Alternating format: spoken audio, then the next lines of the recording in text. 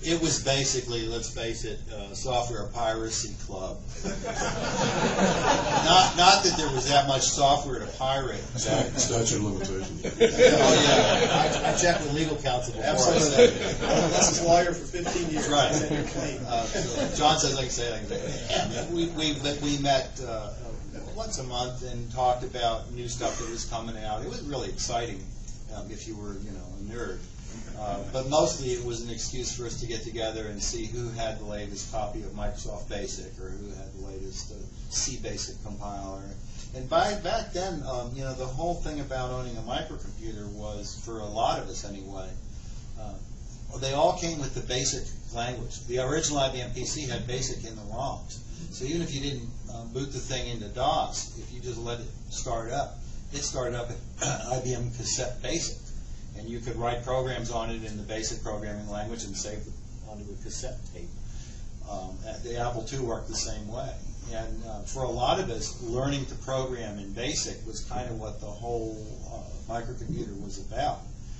It wasn't until the business computer, the business class of computers came out in the early, like 83, 84 time frame that they stopped including BASIC with it. In fact, now, I can't even remember the last time I saw a BASIC program. But a lot of us wrote programs for our own particular bizarre combination of hardware that we coupled together into a computer. But they were all snowflakes. They were all different. I had a disk box with a VAT hard drive, and they were all different. So it was difficult to exchange software or anything really with another computer. And that's kind of where the whole idea for Crosstalk came along. Was kind of a lingua franca would allow different disparate systems to exchange data and in program files, regardless of what size disk drive or what operating system. There was a period where Apple Macintosh was the forerunner of graphical environments, I guess graphical UI. They, of course, borrowed it from Xerox very heavily. There was a computer before that called Xerox Star, developed at their research labs.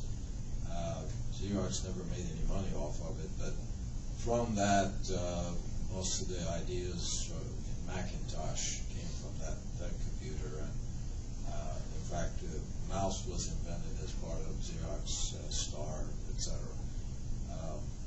PostScript was a byproduct of that.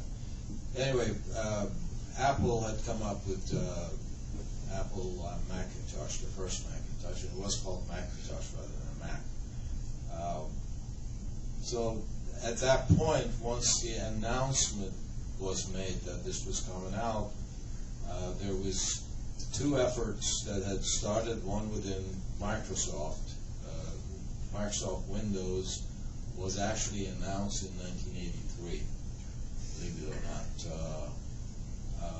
It was, if you went to 1983 Fall Comdex in Las Vegas, every taxi cab had a poster on the back seat, the back of the front seat, that said Microsoft Windows. And true to Microsoft strategy and history, it didn't really work till about 1987. But it was announced at Comdex Fall 1983, and actually it was 1990 when Windows 3 came out. yeah, that's right. It could be argued that the commercially working one was 1990, to be specific, May 22nd. But IBM had a competing system called OS2, and they had been developing this for some time in collaboration with Microsoft, of all people. And there were the titans of the software industry at the time were Lotus with 1, 2, 3, Ashton Tate with DBase and database, WordPerfect with word processing. I was a junior contender there. And a company called Software Publishing, which had the presentation software back in Harvard Graphics. And all of them knew that Microsoft was their competitor, whether they had a product in their space or not. Microsoft was the competitor. So they had come up with this brilliant strategy that if they banded together and wrote all of their products, all of their applications for OS/2, that this would starve Microsoft of applications, and therefore Windows wouldn't make it, and if Windows didn't make it, then clearly Microsoft could not go after. There was a detail everybody was missing. The detail was that if you dug into what was going on between IBM and Microsoft, who were partners, you found out that Microsoft was doing the majority of the heavy lifting on OS/2. Microsoft was writing the software. IBM's portion of the OS/2 project was being done in the UK, and it was UI. IBM was writing the UI, Microsoft was writing pretty much all the rest of it. Thinking through that, and I was in the industry and we were trying to figure out where to build the next product on, it became obvious to me that this was in the best interest of Microsoft to make sure that Windows got out and worked, and Microsoft and OS/2 didn't. Right? And since they were controlling effectively both of them, that would not only accomplish having a dominant operating environment that they own, but very conveniently would put all of their competitors on the application side out of business. So it looked pretty obvious, since they had control of both development projects, and then their interests were very, very clear.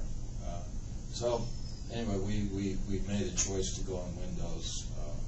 When Windows didn't work, and by the time it did work and it became successful, we were able to ride their coattails. And I think, Syed, you were one of the few products that was in the Windows direction, and one of the few products that was out and available when people were actually loading Windows onto their computers. So our distinction was that we had a word processor on Windows before Microsoft Word was able to run on Windows.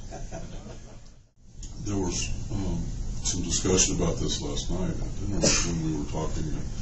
There were two things that I think all of us did that are still relevant today.